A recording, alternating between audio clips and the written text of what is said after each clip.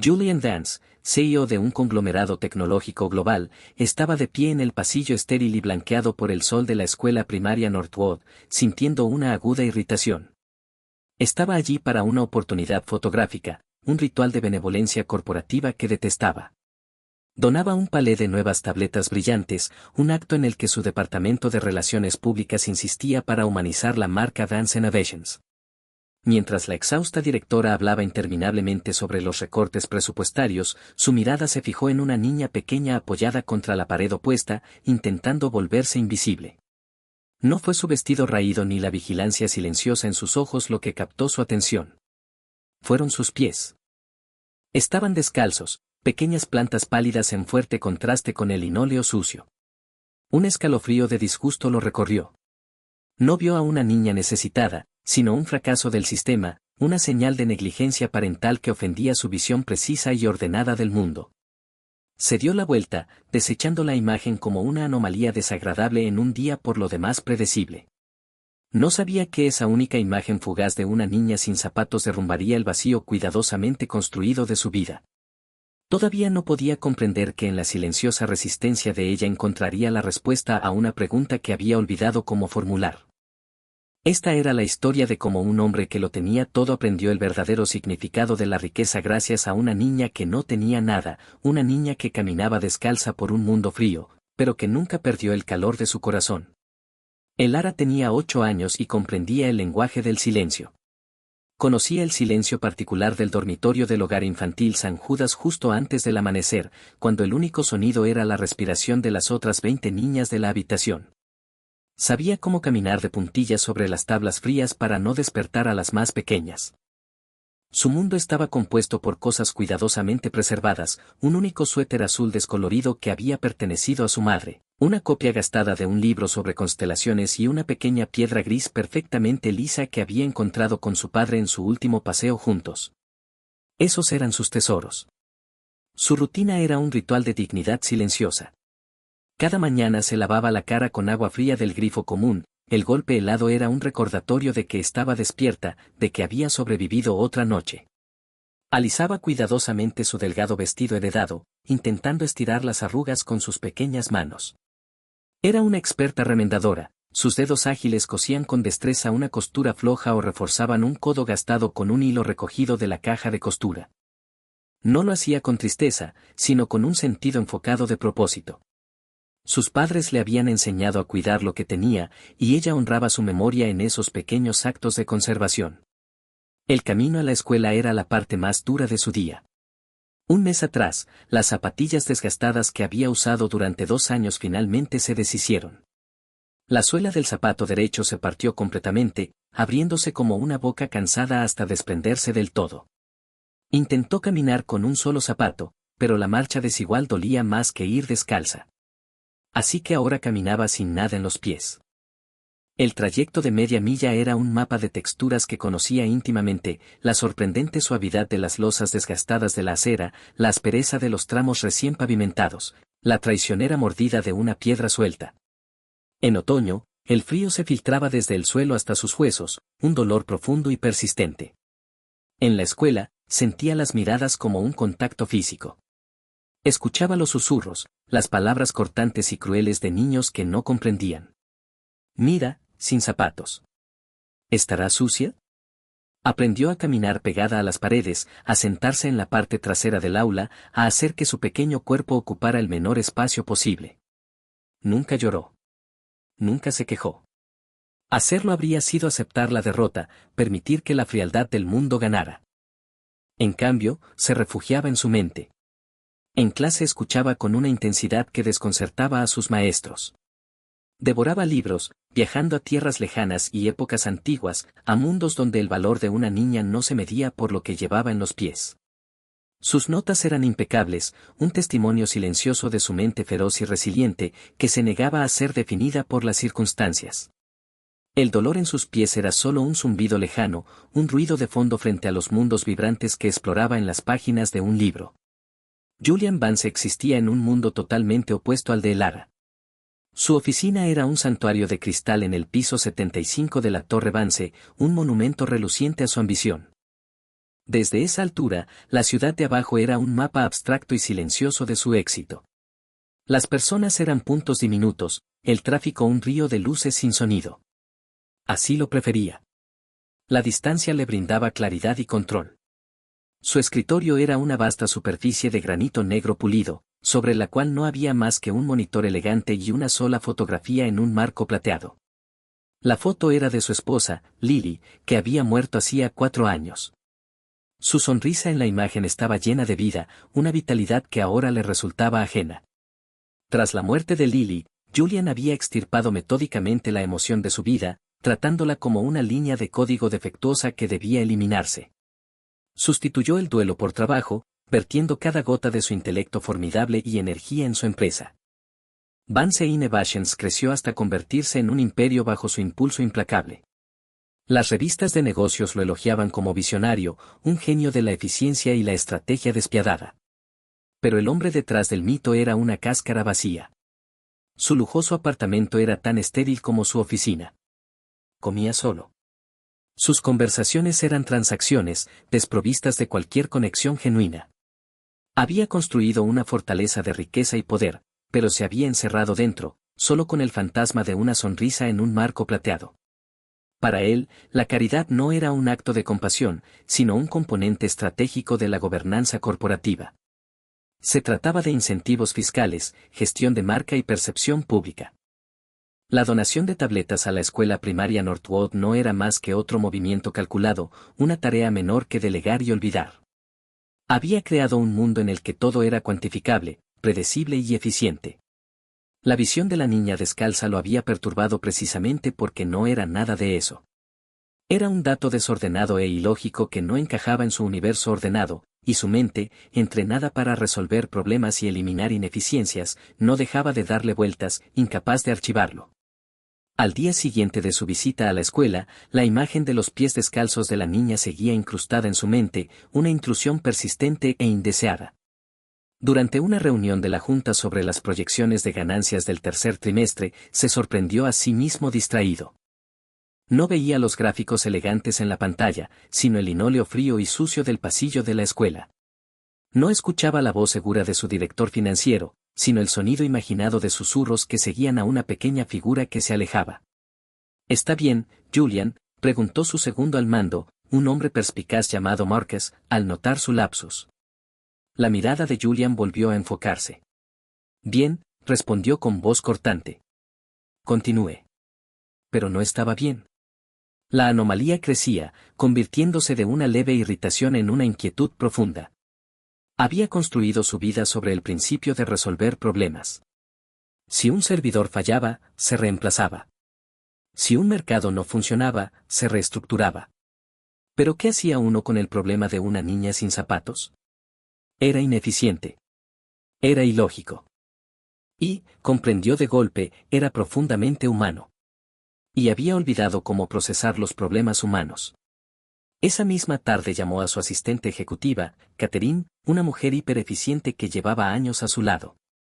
«Esa escuela que visitamos ayer», comenzó, mirando por la ventana hacia los diminutos coches allá abajo. Northwood Elementary.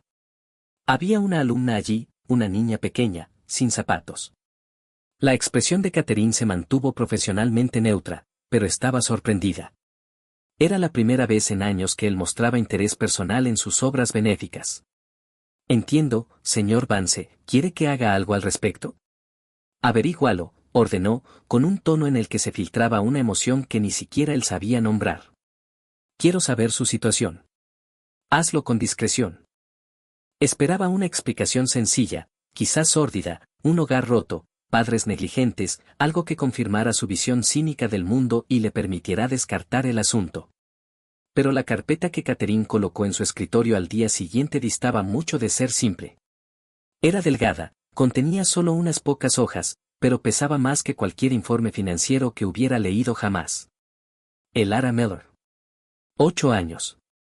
Padres, David y Sarah Miller, fallecidos.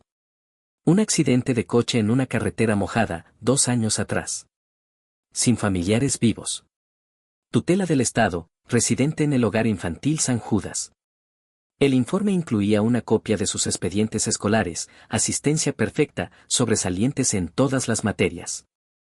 Había además una breve nota mecanografiada de su profesor, el señor Henderson.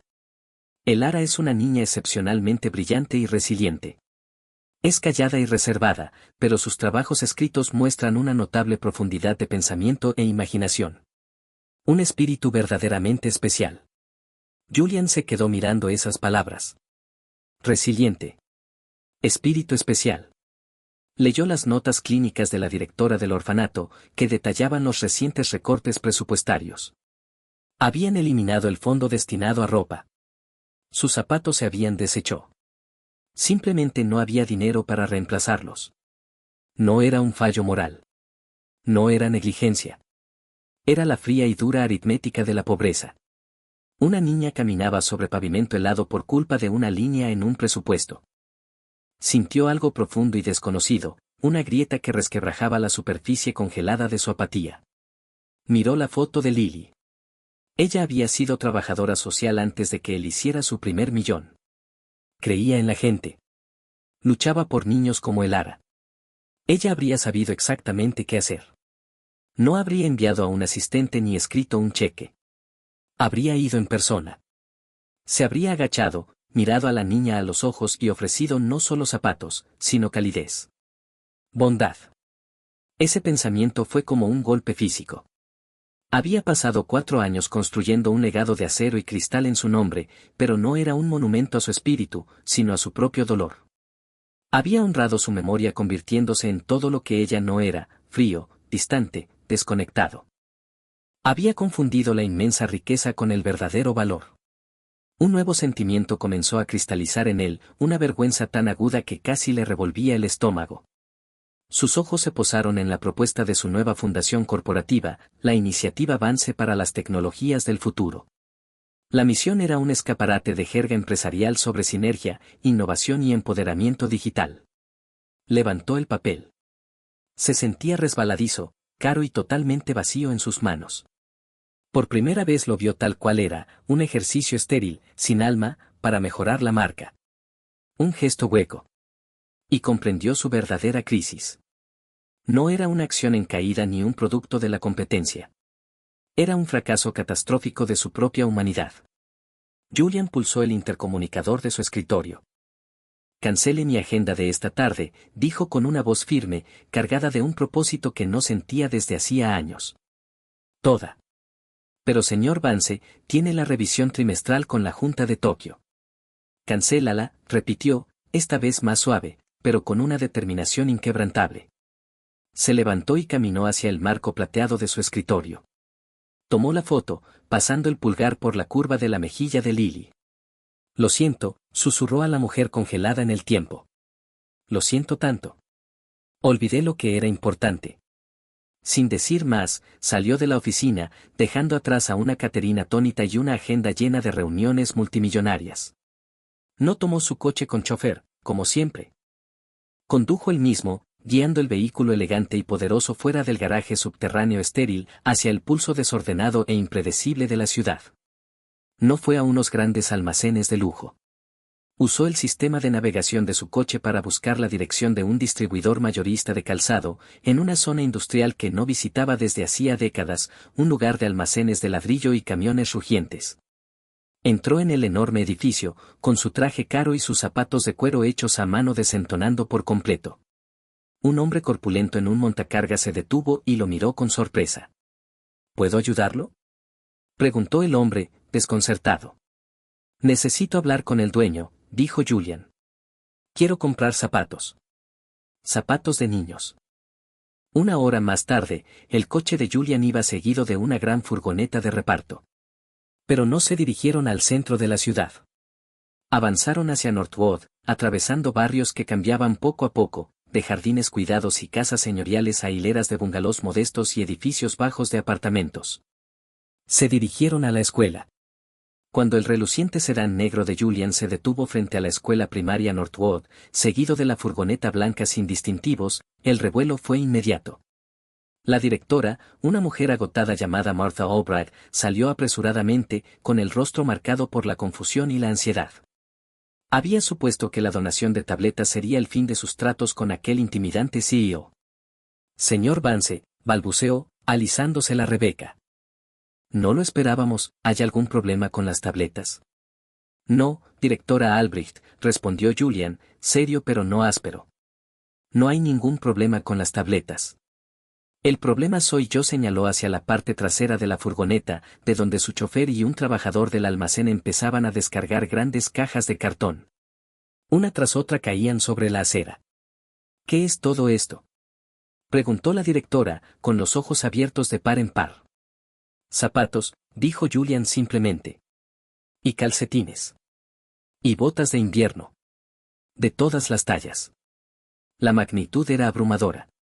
Había docenas de cajas, tal vez más de 100, formando una pequeña montaña en la acera frente al sencillo edificio de ladrillo. Maestros y estudiantes comenzaron a asomarse por las ventanas, con los rostros pegados al cristal, murmurando confundidos. No entiendo, dijo Marta, realmente perpleja. Ayer vi a una niña en su escuela sin zapatos, explicó Julian, con voz firme y clara que se alzaba en el aire otoñal. Y saqué una conclusión. Juzgué. Estaba equivocado. Estos últimos años he construido cosas, empresas, tecnologías, una cartera. Creí que eso era lo que importaba. Pero he comprendido que no he estado construyendo lo correcto. Miró más allá de la atónita directora, hacia los rostros curiosos en las ventanas. Quiero permiso para corregir mi error. No solo por una niña, sino por cualquier niño aquí que lo necesite. Sin preguntas. Sin condiciones. A Martha Albright se le formó un nudo en la garganta. En 20 años como educadora en escuelas públicas con pocos recursos, había librado incontables batallas, por calefacción en invierno, por libros en buen estado, por suministros básicos. Nunca había visto algo así. Esto no era una donación corporativa calculada. Se sentía distinto. Se sentía personal. Asintió, incapaz de pronunciar palabra. Con el permiso de la directora, Julian organizó la distribución con la tranquila eficiencia de un general. Hizo que trasladaran las cajas al gimnasio. Pidió a los maestros que identificaran discretamente a cualquier niño que pudiera necesitarlos, no solo a los que estaban obviamente descalzos, sino también a los que tenían suelas gastadas, zapatos pegados con cinta adhesiva o botas demasiado pequeñas para sus pies en crecimiento.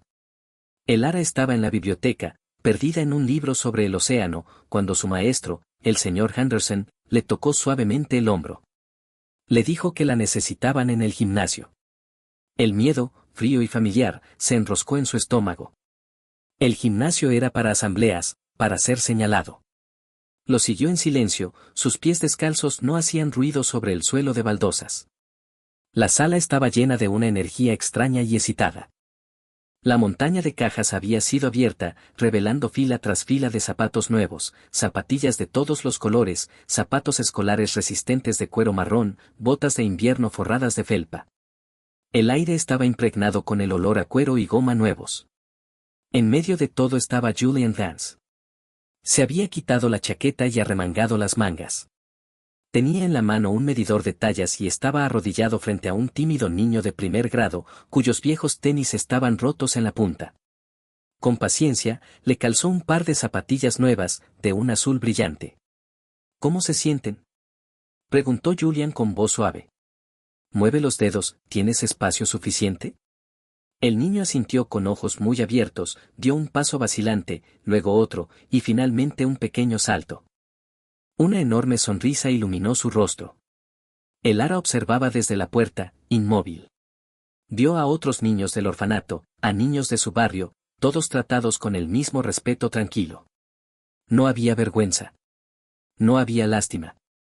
Solo una bondad práctica y serena. Una maestra la condujo hacia adelante. Julian levantó la vista y sus miradas se encontraron. Él ya no vio un problema que debía resolverse, sino el rostro de su propia redención. En los ojos atentos y silenciosos de la niña reconoció la fortaleza que había confundido con abandono. Reconoció la dignidad que antes había pasado por alto. No se acercó directamente a ella, no quería hacer de ella un espectáculo. Simplemente hizo un gesto a una de las maestras. La mujer se acercó sonriendo. Vamos, cariño, vamos a encontrarte algo bonito. El ara se sentó en el banco. La maestra midió su pie y volvió con un par de botas de invierno moradas oscuras, forradas de un grueso y suave vellón. Cuando deslizó el pie dentro, el ara sintió algo que no había experimentado en mucho tiempo: calor. Un calor profundo y envolvente que subía desde la planta del pie y se expandía por todo su cuerpo. La maestra ató los cordones con un lazo limpio. El ara se puso de pie. Dio un paso. El suelo ya no estaba frío. El suelo bajo ella se sentía firme, sólido, amable.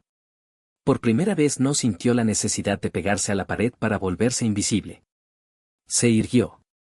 Miró hacia Julian, que ahora ayudaba a otro niño.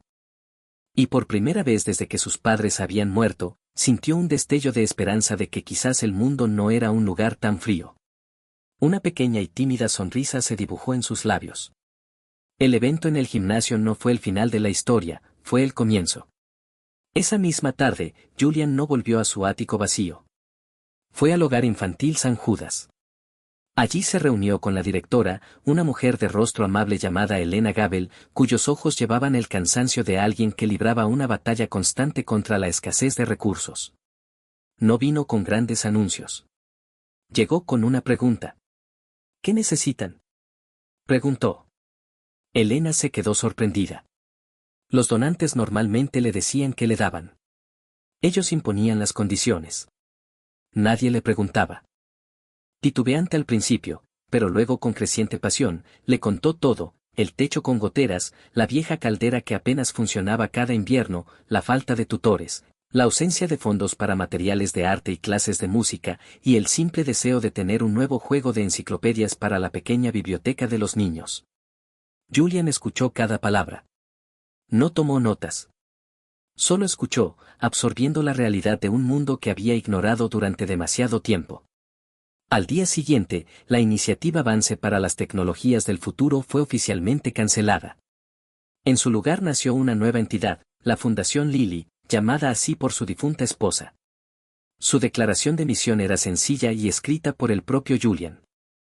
Brindar a cada niño la seguridad, el apoyo y los recursos que necesita para caminar con confianza hacia su futuro. No se trataba de tecnología ni de innovación. Se trataba de zapatos, abrigos cálidos, comidas calientes, tutoría y oportunidades. Se trataba de construir un fundamento, no de concreto y acero, sino de bondad humana. El primer proyecto de la fundación fue la renovación y ampliación completas del hogar San Judas. En cuestión de días llegaron los equipos de construcción. Repararon el techo, instalaron un sistema de calefacción eficiente, pintaron los dormitorios en colores alegres. Se construyó una nueva biblioteca y un centro de aprendizaje, equipados no solo con enciclopedias, sino también con computadoras, materiales de arte, instrumentos musicales y miles de libros nuevos. Julian estaba allí casi todos los días. No como un benefactor distante, sino como un participante activo, consultando a menudo con Elena e incluso con los propios niños sobre los diseños. Entre él y el ara nació una amistad silenciosa e inesperada.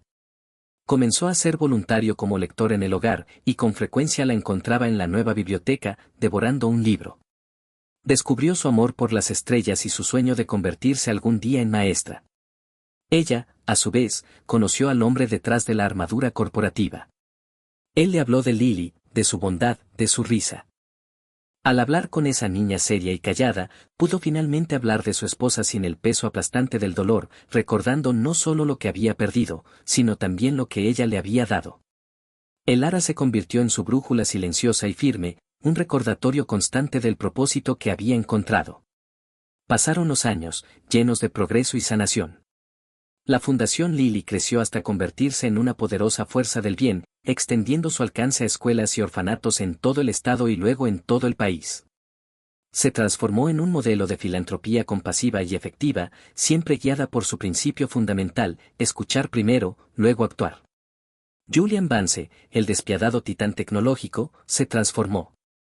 La dureza en sus ojos se suavizó, reemplazada por una calidez y empatía que habían estado dormidas durante mucho tiempo.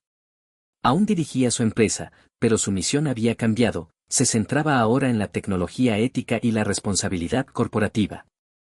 Encontraba más satisfacción en inaugurar un centro comunitario que en cerrar un acuerdo multimillonario. El Ara también floreció. Con la seguridad y los recursos que siempre le habían faltado, su brillante mente y su espíritu resiliente se elevaron. Sobresalió en la escuela, se convirtió en líder y mentora de los niños más pequeños en el renovado Hogar San Judas.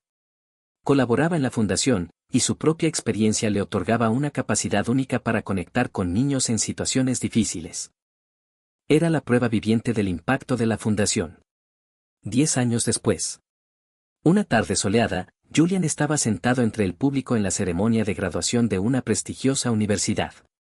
Era mayor, con mechones plateados en el cabello, pero su sonrisa era genuina y tranquila. No estaba en el escenario, era simplemente un rostro orgulloso entre la multitud. Es un honor presentarles a la mejor estudiante de la promoción, Elara Miller, anunció el decano. Elara caminó hacia el podio, sus pasos firmes y seguros. Miró al mar de rostros y su mirada encontró la de Julian. Sonrió. Era la misma sonrisa callada y significativa que él recordaba del gimnasio todos esos años atrás. A menudo se nos dice que, para tener éxito, debemos levantarnos tirando de nuestras propias botas, comenzó, con voz clara y fuerte. Pero eso supone que todos tengamos botas al empezar. Algunos comenzamos el camino descalzos, sobre un suelo frío y duro. La verdadera fuerza no está solo en caminar, sino en resistir.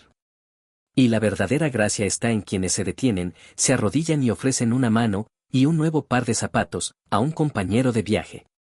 Julian sintió como una lágrima recorría su mejilla. Pensó en Lily, y por primera vez el recuerdo fue pura y absoluta alegría. Finalmente había construido algo de lo que ella estaría orgullosa. Había aprendido la lección más profunda de su vida gracias a una niña huérfana y silenciosa. Que el verdadero valor de una persona no se mide en cifras de una cuenta bancaria, sino en las vidas que toca, en las cargas que aligera y en el potencial que ayuda a liberar. Se mide en un acto simple y transformador. Asegurarse de que un niño pueda caminar hacia su futuro erguido, cálido, acompañado y libre de dolor.